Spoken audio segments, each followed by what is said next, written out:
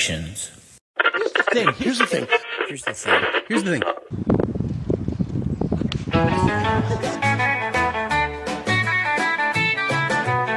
Well, I get up around 7, get out of bed around 9. I don't worry about nothing, no, because worry's a waste of my time. Show usually starts around 7, we go on stage around 9.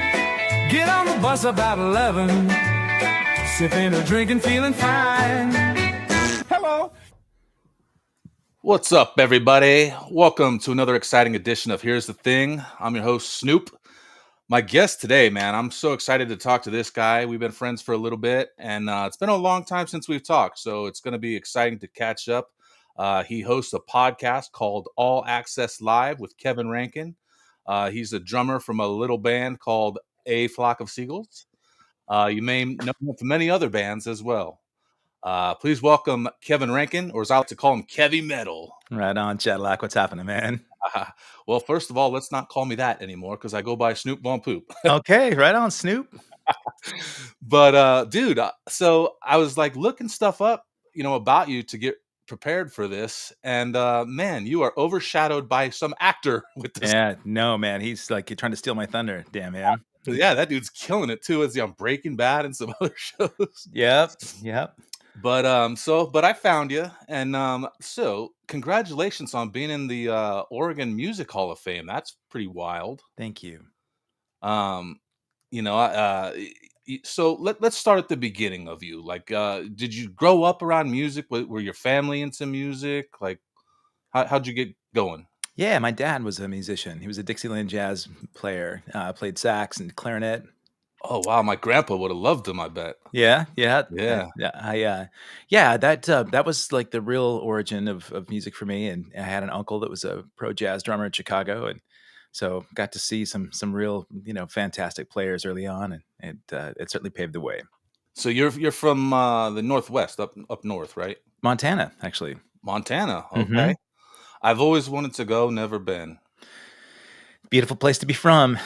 Yeah. Yeah. So are you still? You were living in Oregon last I knew. Yep, that's where I'm at today. Yeah. Okay. I've got a house here, and I've gone on the road a lot, and then Sure. I'm trying to relocate to Vancouver, BC this year. So really, what makes you want to go up there? I've got a beautiful girlfriend who's Wow. well established there, and so yeah, we talked about different locations, but she's up there taking care of her mom, and I've been down here in the States taking care of my mom, and so we'll do a lot of bouncing and back and forth. But I'm up there almost every minute that I'm not on the road, so I'm here taking care of business. I had moved back to Vegas. We met in Tucson, which I want to talk about here in a second. But I had moved back to Las Vegas, and then I moved back. I'm in the Phoenix area now, just to be closer to my mom and grandmother. They're all getting older, so yeah, you get it. You gotta be near them. Yeah. But let's talk about Tucson for a second, because you met me in my dark days, if you will. But I get asked a lot, because people see pictures of me with various musicians, and I tell stories and stuff, and they always ask me, what was one of the funnest experiences and craziest experiences, and I say, you know what?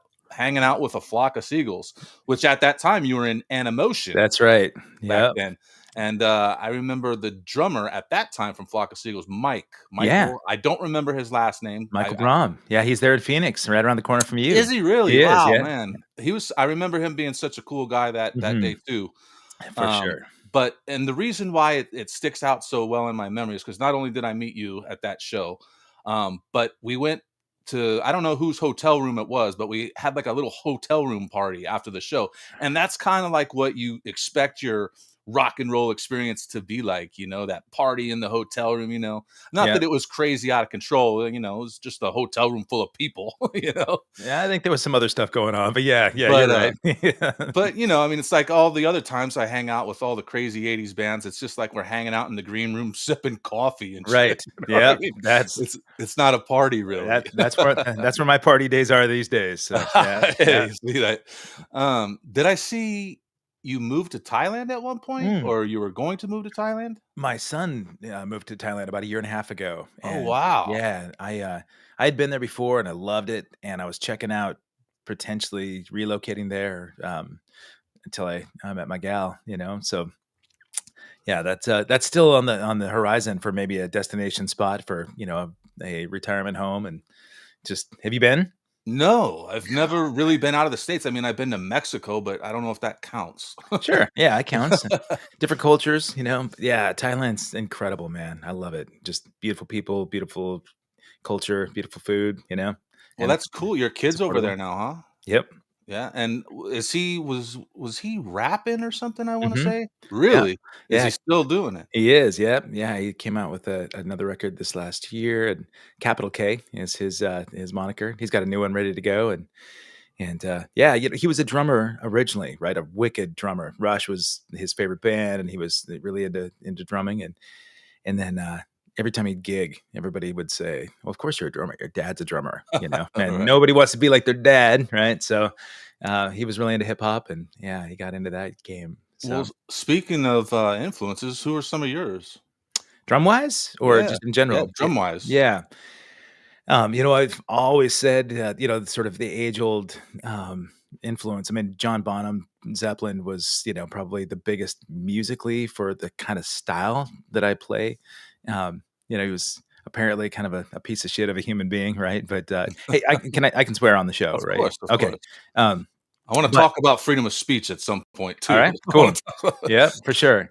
Yeah, man, John Bonham, drumming wise, was a huge one. Stuart Copeland from the Police was another. Copeland's bad. Yeah. Later on, as I really started to pursue things music business wise, Dave Aberzees from Pearl Jam became a dear friend, and the way he played and the way he carried himself as a. He was, Pearl Jam, right? Yep, yep, Yeah, okay. yeah, yeah, man. Big influence on me for sure. That's cool. Do you know who, Chaz Stumbo is? He played for Earshot, and Yep. then he played with Lynch Mob. He's a good buddy of mine I grew up in Vegas with, and, he is a big John Bonham fan, and so I had him on, and we were talking about it, and, I don't know exactly when or what happened, but I fell out of love with Led Zeppelin at some point. Yeah, I get it. And same thing with Kiss. Yeah. Phenomenal bands, amazing careers. What they've done is just incredible, but somewhere along the line, I just fell out of love with them. I don't know. Well, I don't know what it if is. you grew up, as a kid loving those bands like Kiss, there was the allure of the sort of superhero characters. And as you get older, you realize that maybe superheroes are science fiction. They're not real. That's part of it. But I loved Kiss too. That was my favorite band growing up. Kiss and Scorpions were everything to me, right? And I worked with the guys. I did some stuff with Kiss and got to know them all. And Peter Criss is the only drummer, the only person really in Kiss history for originals that I haven't met. And when you meet your heroes, it's a little bit different game, right? So Yes, I know, I know. yeah, And so growing up in Las Vegas, I used to see them all.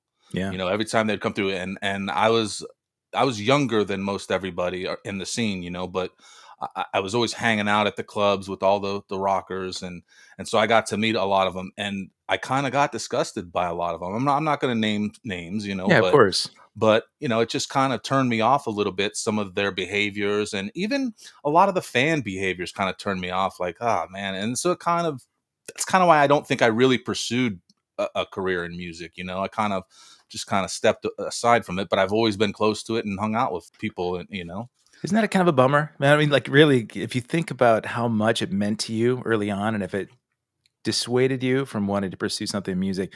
Because for me, it was the opposite. I met heroes that really inspired me, and it made me want to go after it. So you think about the impact that something might have on a young person. Yeah, I think it's important, right, to promote some sort of positive influence. Even if you had a tough day, right? Well, that's what I was gonna say is I wonder if maybe just the timing was bad. Yeah, You know what I mean? Because a lot of these guys that I would meet, they were I don't know what's the word to use. They were like not at the top of their careers. yeah, yeah. You know what I mean? A little jaded, rough They around the edges. from arenas to clubs, Yeah, you know. yeah.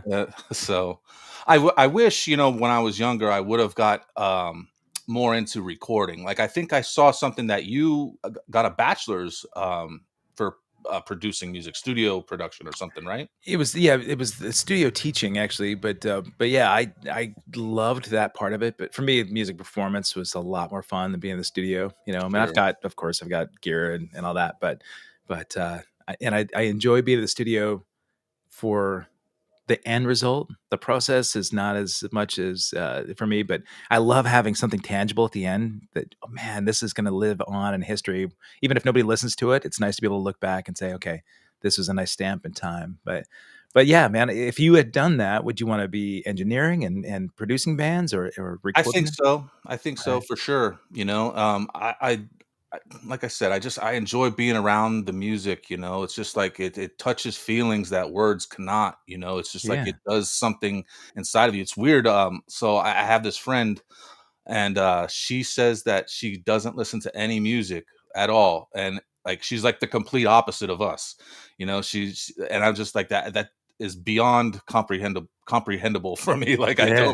I don't know how you could live without music. I mean, it's just like, Yeah, you know, was she, do you know her well enough to know if she was always like that or if something changed in her life? she said that she's been like that ever since she was a child, Wow. and Yeah. she's in touch with energies and stuff. Like, she shaves her head completely because um like she can feel the vibrations when she has hair and stuff. It's Mm, out there stuff. sure. But it's interesting nonetheless, Yeah. Yeah, it's hard to imagine for sure, music. Yeah, I like that's like saying, you can't breathe air anymore. Yeah, right. So when did you like first get your big break? I know you played with Animotion for a long time. And I apologize for not knowing prior to that, but tell me how you broke into music. Well, I was in bands in Montana, right, doing the college circuit. I put myself through college, even playing through high school, and uh, played in bands that opened up for a lot of bands that might have been at the sunset part of their career. You talked about some artists like that, right? That they'd gone from arenas to clubs. Sure. I was doing, I would be in like cover bands where we'd open for festival bands and state fair kind of bands, and had the allure of wanting to go to LA. All my friends wanted to go to Los Angeles the day we graduated high school, and I stuck around and went to the University of Montana. And my bachelor's, it was a minor in studio, my bachelor's in sociology, and I was a youth counselor for about 4.5 years out there in Montana. And I loved working with kids, but music was always my passion, and so wanted to try and find a way that I could maybe do both. I helped a friend move out to Portland, fell in love with the city, and I realized there's probably a lot more opportunities to play music for a career out in Portland than there would be in Montana. And so I dragged my band out from Montana, but it took them a while to get there. By the time they got there, I'd already found another band in Portland that just rocked my Oh, world, yeah. And it's kind of a bummer, right? Because you have your band of friends that you grew up with, and I had to make the decision to walk away from that. The band that I joined, it wasn't because they were more successful. It was just they were polished and ready to, do a lot. And commitment to that band was really important. So the band was called On a Llama, goofy band name. But for 4 years, man, we hit it hard all through the Northwest. And eventually we were right in the process of signing a record deal with RCA. And it was one of the same deals you hear about with a million other bands. Um, Lead singer was trying to get the band for herself. And, basically, she had a manager of her own that was trying to Hmm. usurp the deal from underneath. And I walked away from it disheartened. I felt like this is so disappointing, right? That it was my whole breath every day was committed to making sure that band was going to succeed. And at that point, I was really, just disappointed in the music business in general. Felt like it was real seedy, Is and this so is this in the 90s? yep, Okay. yeah. So I left in '98, and I was married at the time, and was determined that if I hadn't made it by 28, I was going to have kids with my wife. Um, and so we set at it, had kids, had a son. As soon as my second child was born, man, I think it was not even a month after he was born, Animotion was going to reunite for one gig. and the singer had seen that band that I had, done the record deal with. He knew my name and called just to say, if you want to just do this one gig as a reunion gig, let's get together. And we hit it off before we even had any kind of sit down playing music. We were just, sitting down over a beer and talking. And he was so cool. And I loved the idea of playing with one of those bands that I was roller skating to as a teenager. And it happened to be on my birthday that we got to reunite for one gig in Fresno, California. The rest of that band had done a ton of other stuff in the downtime when Animotion was kind of on the down, and, the guitarist had been with Rod Stewart for a long time. The keyboardist, man, he was like the keyboardist on the Thriller record with Michael Jackson, Wow. played with, a ton of different people, and that guitarist said, "Man, where'd you find this drummer?"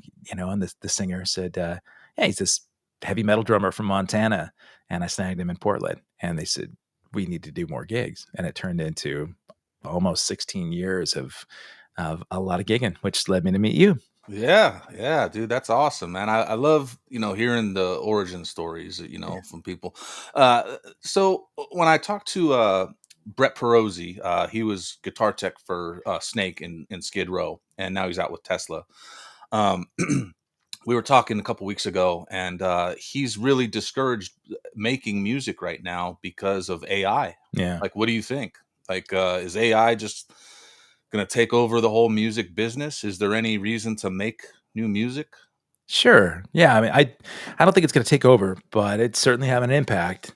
Um, the artificial nature, of songwriting is a little bit more elaborate than drum machines replacing my drum parts, early on in the days, and so I've battled that, sort of opinion for a long time. I use AI in a lot of stuff, so aside from music, right, I've got a web and multimedia business, and I know that my clients are using that stuff outside of me. They're trying to figure out how they can market themselves or even build, and design applications. So I wanted to understand the technology rather than just poo poo it and just say, it's going to ruin our futures. It's certainly going to take a lot of jobs. It's going to take a lot of musicians' opportunities. I think that if you don't embrace it and try and figure it out, then you're going to be left in the dust, you know? Yeah, I mean, I feel sorry for a band trying to make it these days because Yeah. you would think it would be a lot easier with all the technology that we have, things like YouTube and just being able to get yourself out there and seen, like Yeah. you would think it would be a lot easier, or at least you'd have some more exposure. It seems like nowadays they don't even want an original band, they want a cover band to play, Right. and then they want you to play for free at that. They don't wanna pay you, which is really nothing new. I mean, that's been going on forever. Yeah. People want to hear what they know. Yeah, so it's just kind of discouraging to hear him talk like that. But I'm of the same opinion that you can't you can't replace organic. Right. There's a certain organic feeling when you get 4 or 5 guys in a room together to make something. Totally. Yeah. I mean, even though today it's so easy, you could be in Oregon, I can be in Arizona, John can be over here in New York, and we can all record together. Like that's amazing. Yeah. Right. But Yeah. there's you still can't replace that organic feeling. But I mean, AI does such a good job. I mean, even like my intro song, is all AI. And Mm. one of my co-hosts on the other podcast that I'm on, he's a musician as well. He writes a lot of classical music, composer and whatnot. And he had no idea that it was AI. He was like, "Oh man, I thought that was just an original like 50s style song. It's a Guns N' Roses song done in like a 50s style. It's Is Mr. Brownstone." is But that the prompt you used? is it the prompt that I Yeah. use? The AI prompt. If you created it in AI, did you go in with an I engineering didn't prompt? create it. I Oh, found okay. it, but I Okay. know, Oh, but it was made by AI. gotcha. Okay. Yeah, and there's a bunch of cool things out there. Like we were listening to a Metallica reggae one a few weeks back, Those are which is pretty. nuts, man. Yeah. When you can find in really sort of interesting reboots of a band or an artist that's not living anymore. That I think John Lennon was the first one I heard years ago that somebody had written a song in the style and inflection of John Lennon. And even like 2 or 3 years ago, it was really tough to tell. I mean, you could hear some of the artificial, pitch bending and that kind of thing, but it really did sound, even with like breath, that John Lennon, maybe it was an unreleased John Lennon song, and it's only going to get better. But yeah, it's fascinating. It's cool that you're using it, and your buddy is probably right to agree that the like, I have a ton of friends that are voiceover actors, right? They moved to LA because they wanted to be in the middle of it, and their calls went from 4 or 5 a day to get at least audition calls to do things like the voice of Spider-Man, or um, video game ads or commercials or something like that.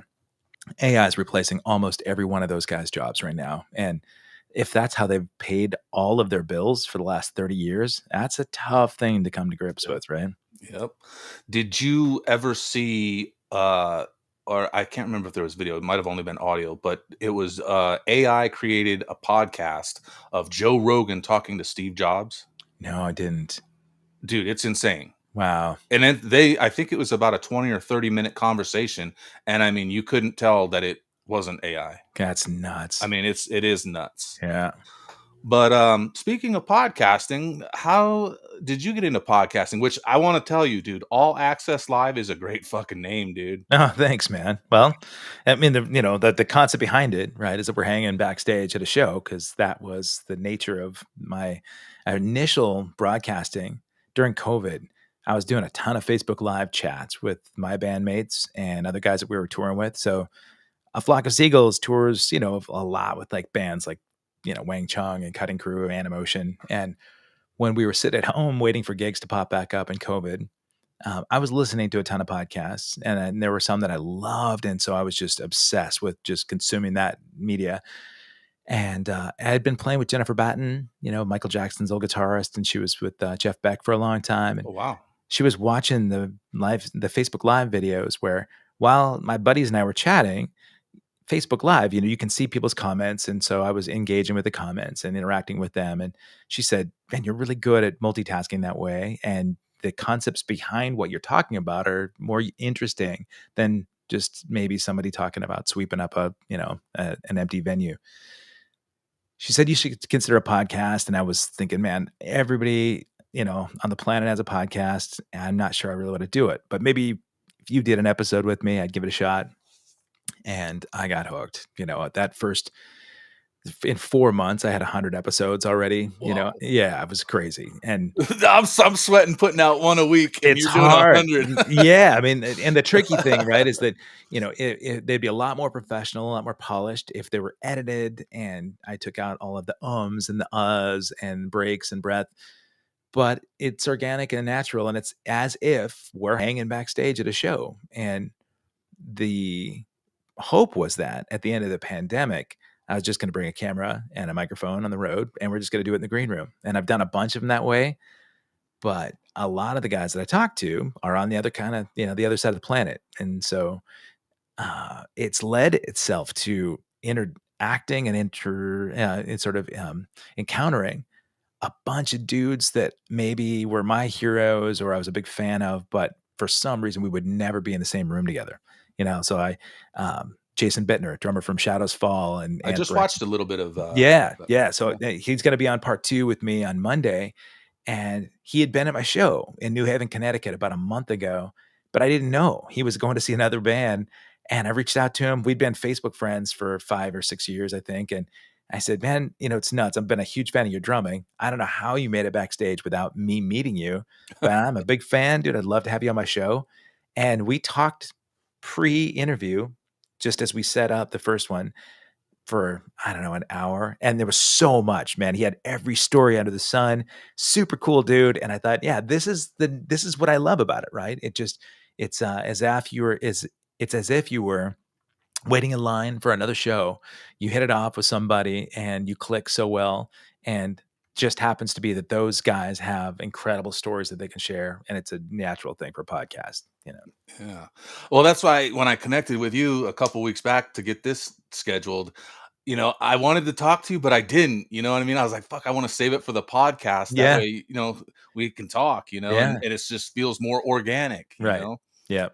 Um, but And you know, like you had said about connecting with other people, it's cool. You know, like I connected with Paul Sortino was on a few weeks ago, and like we ran in the same circles and have so many mutual friends. But I had never met the guy over the years. But this was a good reason to meet him. You Hell know, yeah. and Yeah, I've had him on the show, man. He's a character, isn't he? yeah, he sure is. Yeah, He's cool, and I love that old classic rock style. You totally. know, Yeah, like his voice was one of my favorites from that genre, man.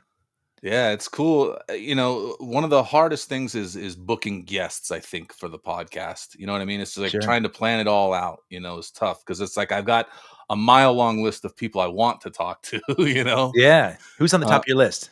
well, you know who Carrie Kelly Of is. course, yeah. Night Ranger, yeah. And Good. yeah, he's, you know, been a dear friend of mine for 30 years, and he is gonna come on. We've had some scheduling conflicts, and he's got a new project out, which is fucking amazing, Really? called Metal Warrior, and Okay. they have this whole thing like a comic book theme, and, like, they've put out some videos, like AI made videos, and the music's real heavy, and he Carrie's playing all the instruments from what I have heard. Okay. But yeah, I can't wait to talk to him just because it'll be cool to talk to him, you know, Yeah, yeah. No, I mean, and a format like this, you know what I mean? Because yeah. every time we hang out, it's like, hey, let's have a beer and some sushi, you know, like you know. Well, that's kinda what Um, this can be, right? I mean, you might just have the sushi off camera, but yeah, yeah. Another one would be Steven Adler, which I think he was on your show, right? Not yet. No, we've met Oh, I and thought I hung. well, because yeah, I saw a picture on your website of, and Yep. I thought he had come on, but Yeah. um, you know, I had some good times with him in Vegas. You Yeah, I'll know, bet. it would be fun to talk to him. You know, he doesn't do many interviews, I don't think these Right. days, but Brent Fitz, I'm definitely gonna hit up too. Love him. Yeah, he's a great dude, and you know, I just would always want to promote his shit because he's such a good dude. You Totally. know, Yeah. but you know, and then if you know, we'll see where it goes from there. You know, I don't If know you who my ultimate dream guest would be. I don't know. Yeah, that's a tough one, man. You mentioned how how difficult it is to get one done and booking guests is tough. The technology's gotten better, right? You've got a great system here with your broadcast tool, and, for me, I started off doing Facebook Live and then Zoom, and, Hmm. Zoom, there was always a connection issue or some people couldn't figure out how to get the camera to work or the microphone, and, you'd be fumbling around with that stuff, and it sucks if you're live to try and Oh fix yeah. that stuff, because I had a handful of those early. It's less so anymore, most people are pretty familiar with this kinda thing, but that stuff drove me nuts, and then people no shows, right? Yeah, yeah. Do you still do lives or Oh, yeah, are you almost all all of them. Yeah, the almost one all of on them? Monday will be live. I mean, I think 95% of all my shows are live. I've done a few that it just didn't work out timing-wise, and so I have to do them like 8 o'clock in the morning, and that's tough, but Well, you know, I don't know. There's a lot of advantages to doing them live, you know, but there's a yeah, I like the option of having to edit. I don't edit, you know, yep, but like, you know, sometimes I've had to take something out of an episode by request of the guest, you know. same, yeah. And I don't mind doing that if there's something that we talked about that they would prefer out, no Yeah, problem. Um, and then I like when I do them as a live watch party, I can get in the comments and comment with people, yeah, you know, and yeah. it's too hard to do it all live, you It's know. It's tough. I mean, I do. I try to hit every comment unless they're just slamming and they're just going through it all, but yeah, if you had a producer, right? So you were talking to Joe Rogan earlier. That dude's got a couple of guys off camera, right? yeah. That are just handling moderation of all that stuff and tech issues and prep and all that. But yeah, if I had one person that could help out, that would be awesome. So Well, it's kind of cool when we do our lives on the phone booth podcast that I'm on. We do lives on Mondays and Saturdays, and there's four of us, so oh you know we yeah, can kind of all handle it a little bit, you know, which is sure. kind of nice. And you know, it's nice because you can get more interaction. Like we have a Discord channel, and people can leave voicemails, and they can leave text messages, and they could send us like a link to a video or something they want us to play, and then you know, it's just a way to get them involved. You know, Yeah. it's exciting. I Um, but it's keeping with the podcast theme now because you know we enjoy our freedom of speech. Like, what do you think about what's going on? You know, like with Kimmel got fired, and yeah, it's fucked up, man. It really, really bothers me. it bothers me too. And not because I'm a fan of Kimmel per se, but I am a fan of free speech, and I don't think that you know we should. I guess there's many different ways to look at it. You can say, well, it was his employer got rid of him, so his freedom of speech was never um, compromised or whatever. But in a sense, it was. Yeah, that's bullshit. Yeah. I I mean, don't want somebody telling me I can't post my podcast on YouTube because, and then it already is that way. oh, yeah, I get flagged for shit all the time. I'm sure. Yeah.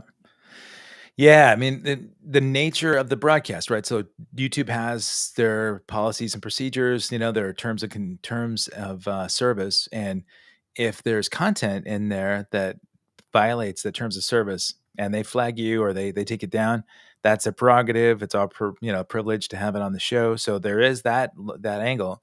Uh, you know, I'm not a fan of like Kimmel's comedy either. I just think there are other guys on TV that I thought were funnier. I thought, his comment, because, it was related to, they said he was making fun of Charlie Kirk's death, which he wasn't. No. That like the comment was directed at President Trump, not really being, he talked about how upset and hurt he was about Charlie Kirk's death, and then within minutes, he's like celebrating at a baseball game, dancing around, and he's talking about the new ballroom being built, and it was, Yeah. if your best friend just got shot, we wouldn't be there, right? So that was Kimmel's joke, and Yeah. yeah, so he was pushed out for it, and Well, I do. Let me ask you this: do yeah, you think they were just using that as an excuse to maybe get rid of Kimmel? Because let's be honest, late night ratings are dismal anymore. More people are watching clips from the shows on mhm. YouTube and TikTok and other platforms, but nobody's really tuning in at 10:30 at night or whatever time it comes on, to watch their shows. So You where know, do they, those clips go? When the show's not on anymore, they don't have clips to be able to send reels out there. Well, that's what I was telling my roommate. I was like, Jimmy might be almost better off now. He can do his own thing, start his own podcast, and have complete freedom of speech. Put out the same clips and get Mhm. the same, probably even double the content. Yeah, you wonder, right? So if the big TV networks are controlled that way, right? Like Disney, had controlled Disney and said, "Nope, he's out." And when asked about it, the president says, "Well, it's because his ratings were down, not because of anything, related to freedom of speech." That's bullshit too, right? If the TV networks are controlled that way and they really are limited, then you look at all the other avenues, right? If there's news that's being controlled and you're only allowed to say certain parts of the news but not all real news, then it's completely biased and it violates all the other sort of directives of what you're supposed to get with news. And so, like, I'm out of the country a lot, right? So for me, when I'm outside like the United States and I hear how news is reported through the BBC or Al Jazeera or whatever other network, it's interesting to me to hear how biased American news is, and whatever station, if you're listening to MSNBC or CNN or Fox News or any of those things, it's all bullshit, man. It's Yeah. really, and Yep. that bothers me because there isn't freedom of speech there on any of those places. And if you're taking your daily opinions and you're basing your whole philosophy on what you heard in the news, then you're really selling yourself short, right? I think. I mean, I turned off the news probably about the time the pandemic was happening because nothing good was there, right? I mean, there's nothing positive, and I don't want that in my life, man. I can find out what I need to find out about, changes in the world and still find a way to find positivity in my life, you know? I think I shut the news off probably 20 years ago. Yeah. After 9/11, I got real big into news, Yeah. wanted to know what's Sure. going on all the time. And then it just drains you because, they used to have that phrase, if it bleeds, it leads, Right. Yeah. and it's all about feelings and creating, these feelings inside of you. And it's just, I don't want that. Yeah. Well, we're the good feelings too, right? I mean, Right. I was talking about like taking, you mentioned you want to be close to your mom, and my dad passed away just about a year ago, but the 5 years between COVID and last year, man, he was obsessed with the news, right? He was watching the news all the time and he was always infuriated, right? He was so Yeah. upset and angry. And I'm like, "Man, Dad, you're sick," and all you're doing is putting sick stuff in your head. It's not doing you any good, Yeah, and it can't be good for your body. turn off the freaking news, man, and let's just, like, let's find something else, and, eh, you know, I mean, we can get into it more, but the freedom of speech thing, it starts there and it goes deeper, and I think if as a nation, America is really being censored that way, uh, we lose a lot of the values that the country was founded on in the first place, right? So Well, you know what really scared me about it was that it was apparently the guy from the FCC that stepped in and said, you need to do something about this. Now that to me is the scariest part sure. because Yeah. who the heck do you think you are to tell us what we can or cannot say on the air? Yeah. I get maybe, you shouldn't curse on the air, things like that. I mean, we Mhm. have freedom of speech, but it's not absolute, you Right. know. Yeah. But I don't think they should be able to step in and say, "Oh, well, you need to fire this person, otherwise this deal is not going to go through for you guys." What is it called? Next Star, I think was the Right. name or That's something like that. yeah. Yeah.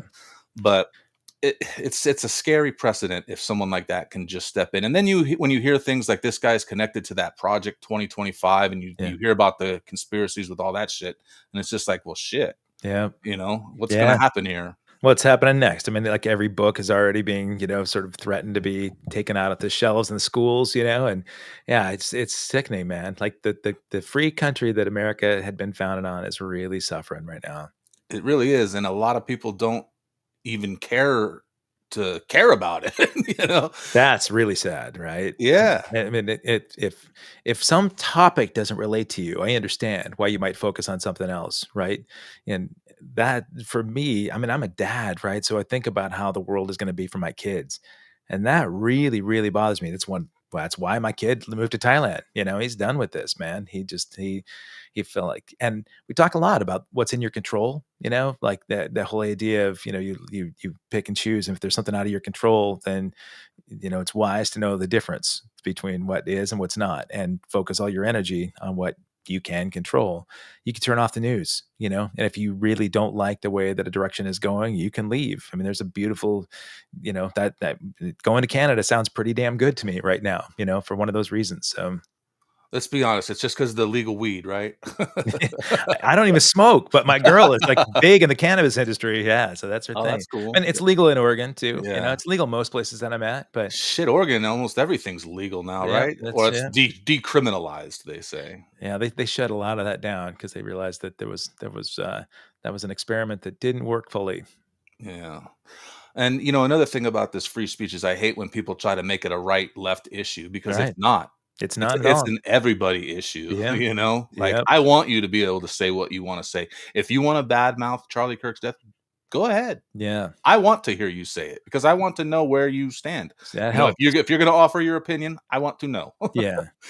Yeah, man, I mean, I like most people I know, whether you've agreed with his position in politics, nobody wants to see somebody die because of an No. opinion, right? And there are a lot of conspiracies about all of that stuff too, and I like hearing them. I like hearing where people go with a lot of if their opinion about who who holds the purse strings and who pulls the puppet strings, for assassinations or terminations from positions, and I can take it, I think, with some skepticism, but also you can see that there's some viability in people's arguments too, right? Well, we talk about a lot of those things, like, on the other podcasts, and that's why I try to keep this one not Sure. that, you know what I mean? Yeah, And it's right. funny because I had, the other guys on the podcast, I had them on one of my episodes, and, the one guy was like, this podcast really felt, like, wholesome. It wasn't so dingy and dark." And I was like, "I know, that's how it's Yeah, supposed to be." yeah, we can get back to wholesome, man. That's good because I get that is what I choose for my day for sure. I just don't wanna live in the I don't even know what the right word to use is, the darkness, Yeah, just the overall shit of it. yeah, Because it like you're right, if you shut the news off and don't pay attention to it, you don't get bothered by it. You step outside, you do some grounding, put your feet on the earth, yeah, get in tune with it. yeah, Um, but sometimes it's hard to avoid talking about sometimes. yeah. Well, it is surrounding us for sure. But again, I mean, when you point it point out the idea of perspective. So you get that stuff off your chest. Maybe you can commiserate with somebody, whether they agree with you or not. You voice where you're at, and then you refocus and you reset. And I have to do that, man. I mean, really, I started having to do that in the pandemic, where my day would start off writing like a little gratitude list, and I know that it sounds real trendy and trite now, but I had to because I started focusing on all the things I couldn't do. Right. The pandemic really kicked my ass, man. A lot of musicians that we were talking to talked about identity crisis because Sure. what we did defined who we were, right? And when we weren't able to do those things anymore, then you started having a real crisis about, man, what's my purpose? And really, where's our future? And as that kept getting extended, right? So at first we thought, well, I probably won't have any gigs for 3 or 4 weeks. And then it turned into 2 years of Yeah. no gigs. And that was a challenge for sure. Yeah, no, I'm totally into stuff like that. I did a Tony Robbins program probably 25 years or so ago, Right on. and that really changed my perspective on a lot of things. You bet. And it's just those simple things of making those lists of that to-do list. And you get a sense of accomplishment when you can check something off that list. And it's funny, like, because people don't think of things to put on their list, but it could be something as simple as a phone call you've been putting off or something. Like, Yep. I need to call so and so, but there's something stopping you from doing that, and you maybe don't even know what that reason is. Right. And then you finally make that phone call, and it goes great. Yeah. And then Yeah. you realize, well, shit, I had nothing to even be worrying about. Why did I Right. even put that off? Yep. And it just like teaches you those type of things, and it's really amazing some of the stuff that, I mean, Tony Robbins is great, Yeah, for I sure, mean, man. If anybody that would dog him probably hasn't even watched, like some of his, like sort of his seminars, and yeah, he had a Netflix thing that came out a couple years ago that I watched, and um, there's a part that they sort of, you get the hype session, right? And you get the rah rah about, like just somebody else's success stories. But when you really look at the principles and you look at it, it's all positive. It's really great, productive stuff that can change your life, man. So whether it's Tony Robbins or even just the Dalai Lama, there's a ton that you can do, and you should do. Otherwise, people sit around and bitch about stuff and don't make any changes in their life, and then they end up dying miserable, right? So, yeah, so good on you, man. and I'll tell you, it's not easy to do either. Right? It's Like, I but was it gets doing, easier.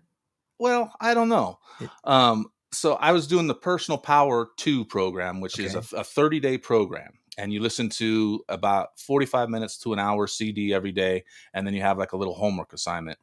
And then you do that Monday through Friday. And then on the weekends, you just listen to like these subliminal CDs that give positive affirmations. And it's like real, like jazzy type music. Right. It's pretty cool. It's not bad.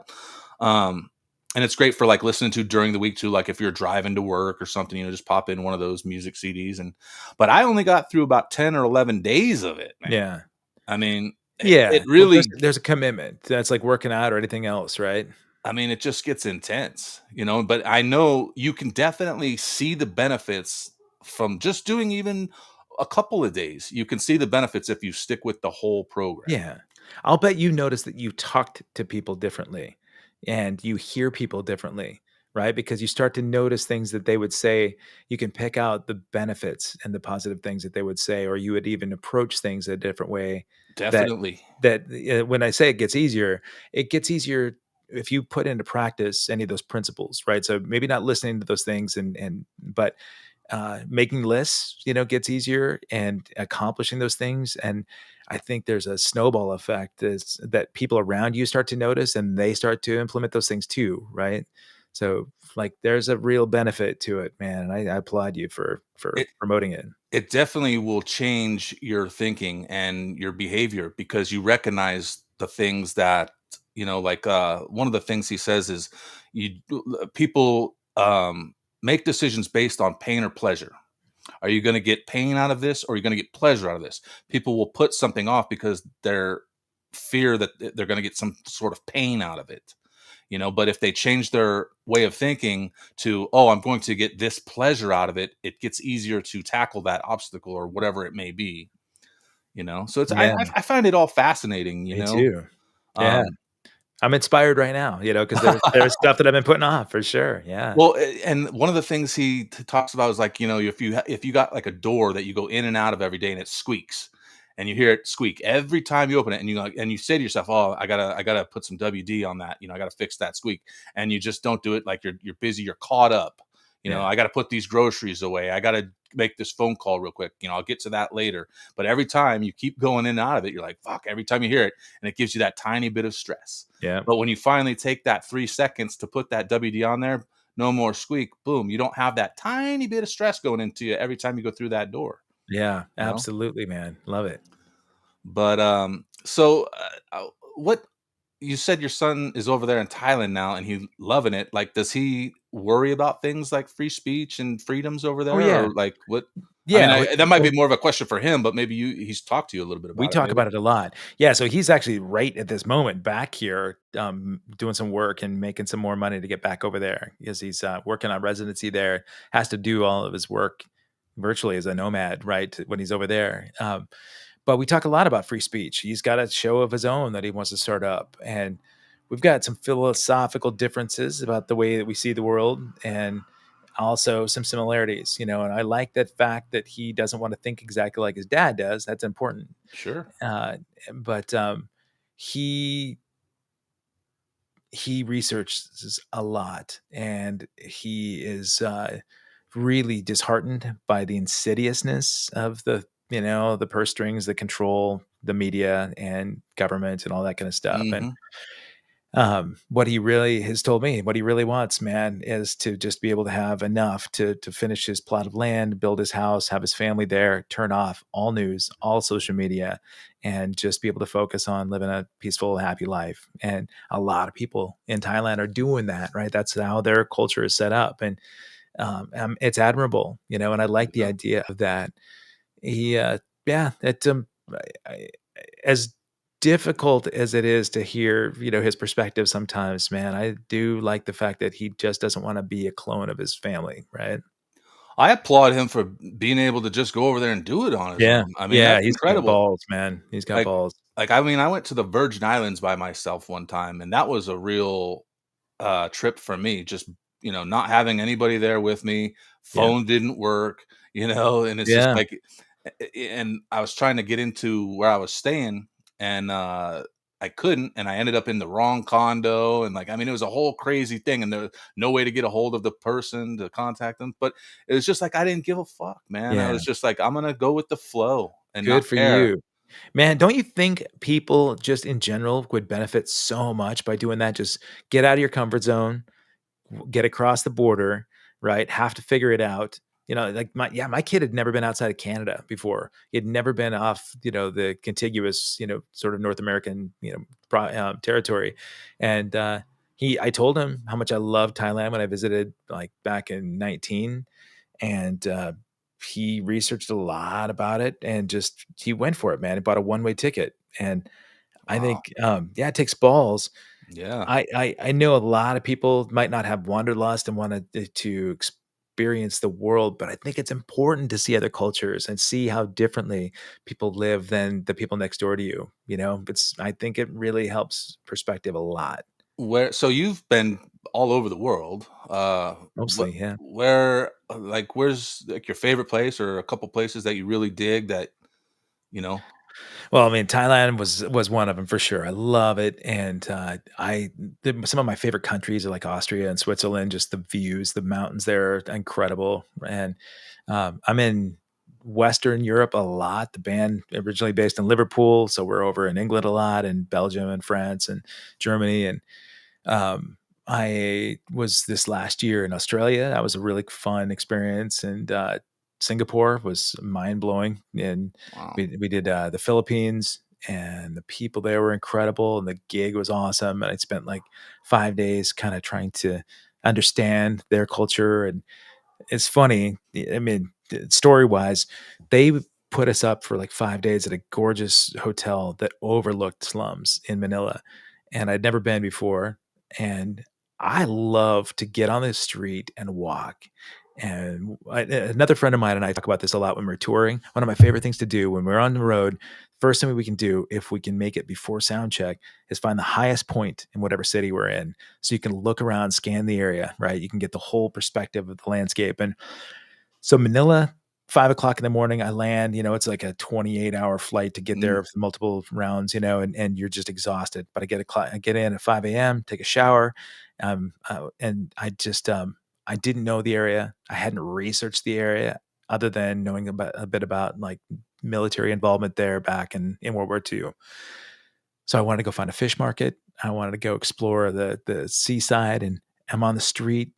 I'm Facebook living and doing some pictures to be able to share back with the family and all that. And for the next 5 days, they treated us like kings. The gig was in a soccer stadium that held like 25,000 people. And the people there, they know struggle, man. I mean, like families, a household makes like $6 or $7 a day mm, American, and they're selling tickets for a show for $75, man. I'm damn. thinking that's like a month's salary for these people. This is crazy. And I felt Hey, guilty. ticket prices are almost the same here nowadays. I know, but I feel bad, right? I mean, I'm feeling really guilty, right? That these people are giving so much. Loving the people that I'm meeting. I'm all over the place, man. I'm finding parks. I'm trying to find like solitude and quiet. And I try to do like every day, I post a video of like 60 days or 60 seconds of serenity so that it'll be in the Facebook algorithm so that it'll come back around next year or the next year. And I could see, oh man, on September 19th, 20th, whatever. Um, this is where I was. And for that point in that day, I could find 60 seconds of serenity. So I found all this stuff in Manila. I'm finding amazing parks and amazing people. The promoter for the show comes up to me at the end. We were on CNN, right? So he comes up after that and he goes, "Man, you've been posting all over the place on social media about Manila." And I said, "Yeah, dude, you've got a beautiful city." And he said, "But we had personal security for you everywhere. Why didn't you use it?" And I'm like, "What? No, man. I'm just I'm just the drummer of the band." And I usually have purple hair, right? So I was like, Yeah, it's not like I mean, I may have stood out a little bit, but he said, yeah, he said, whether you think so or not, he said, take a look at Google and see how many American tourists are kidnapped for ransom here. And I felt like such an idiot, man. He yeah. said, yeah, like these people will get, a lifetime of salary by just making you disappear Damn. for a while to get ransom. I don't know that anyone would pay my ransom anyway, but it was a interesting perspective, that I had never thought about before. Right. That is wild. Yeah. So I got to ask you this because I ask all the musicians: you ever shit on a tour bus? Nope. There's no number two on the tour on the bus. That's the See, rule. Number one rule. so people will say that you say that you're a liar because everybody does the bag, shit in a bag at Yeah. some point. No, I'm going to be completely honest with you. I've been playing professionally for 40 years next year, Did you and say I'm 40? yeah, I'm 50, Wow. 54 right now. Wow. Started playing at like bars professionally, like right at 15, 16 years old. But touring wise, I have been only touring for about 30 years, and I've never toured on a tour bus. Like, All flying dates, huh? well, I mean, no, I mean, a lot of Sprinter vans, a lot Mm, of Econo lines and that kind of thing. With this last tour that we just did, the other bands were on tour buses, but the thing that people don't realize is that getting around cities downtown sucks on a tour bus. It's sure. impossible. Some of those narrow streets, it's impossible to find parking. Gas right now is ridiculously expensive, and even if our singer has a tour bus, which he does, he's like, "There's no way, man." He said, "Our Sprinter Yeah. is going to cost less than half." And yeah, we could stay in hotel rooms and we'll make it work. So yeah, I haven't had to shit on a tour bus. Wow, that's nice. Yep. One more thing, and then we'll wrap it up. I know you're a football fan, Yep. and I miss seeing you post your season tickets because you got some of the best season tickets I've seen anybody have. That's right, man. Go You still Hawks. you still have them? I do. Yeah. Yeah. They're playing Saints on Sunday. And unfortunately I got to miss it again. But yeah, I've had them 23 years, second row, right Yeah. off the grass. And yeah, I got them when the Seahawks sucked, and I have them again when the Seahawks are sucking right now. But yeah, I love them. That's awesome. Yeah, like I'm not on Facebook much anymore, so I don't really see what's going on Facebook. I don't know if you still post pictures, but I remember I used to see him all the time during football season. I'm like, damn, those are some killer Oh, seats. yeah, dude, and But we've been do you think your Seahawks are going to do something this year? They're 1-1 right now. they are 1 and 1. I think they're better than most of the analysts say, but, yeah, man, I after losing to the Patriots when we didn't hand the ball off to Marshawn, something changed in me, right, where my fanaticism waned a little bit. I love my Hawks, man, but, I don't I'm not putting on face paint or anything anymore, and, I, and there are a lot of other things in the world, right, that got more challenging, so, if my team doesn't win, it doesn't break my heart the way it used to. It's a disappointment, but, it's probably more disappointing to the guys on the team and the coach than it is to me, and, I know that might make me sound like a fair weather fan, but I care more about my family than I do about theirs, Sure, so sure. Last week we went to watch the morning games at a local place out here, and it was packed full of Seahawk fans Really? Oh, doing yeah. doing the chant Seahawk, Seahawk. I was like, oh my god. No. Meanwhile, my Bears are getting their ass handed to them. That's your team. Yeah, man, Yeah. Caleb Williams is better, I think, than people admit to, but Yeah, in yeah. fact, shout out to Bare Bones. I just won this hat Oh, nice. in a contest. It says Bare Bones on it. Awesome. And shout out to Mason and Second City Gridiron. You you guys have taken us out of some NFC, like, championship games before, so yeah, we lost a wild card game to you, like, it was so tough, man. I was at that About game. 2009 or 10, That was it? sounds right. Yep, Yeah, I yep. remember. Field Yeah. goal to field goal to seal it for damn you. But you got anything you want to plug? Let's see, we got kevinrankin.com, and then your all access live is at access kevin on YouTube. Mhm. And how often do you podcast? You just do it mostly when you're home, or do you do it on the road too? I do it when I'm on the road. It's tough. We just did this big tour, nationwide US tour and some of Canada, and I did a few backstage, but it's tricky because everybody's schedules are tight. Sometimes the Wi-Fi connection's not solid, right? Yeah. But, um, I love in a perfect world, 2 a week is awesome, and, I've got a handful of decent, opportunities coming up, some great guests, and, like, accesskevin.com has the archive of all the shows. I've been starting to whittle down and take away some of them that I felt like weren't, as professional, and, some stuff like family, I had some family episodes in early on in the day to sort of show some respect to them, and, I think maybe take those out of there and just, replace those with amazing new guests. There it is, man. I love it, man. And I would have to say you probably influenced me a little bit to do podcasting, because seeing you start one, and then like I talking to, do you know who the hair metal guru is? No. He started a podcast about a year or two ago, and he's just grown exponentially, and it's just exciting to see him. It gives me some hope. Hell yes. Yeah, well, I mean, the genre is my, closest to my heart too, right? So, I got a handful of those guests, but I gotta check check them out because if Yeah, his I'll get you in touch with him, man. please You do. guys can do each other's podcasts. That'd be He's great. awesome. But I'm gonna wrap this up here. Don't hang up just yet, and we'll catch up here after. Sounds But good. thanks a lot, Kevin, for talking today, man. It's been a blast. Snoop on poop, buddy. I appreciate it. Thank you. All right, buddy.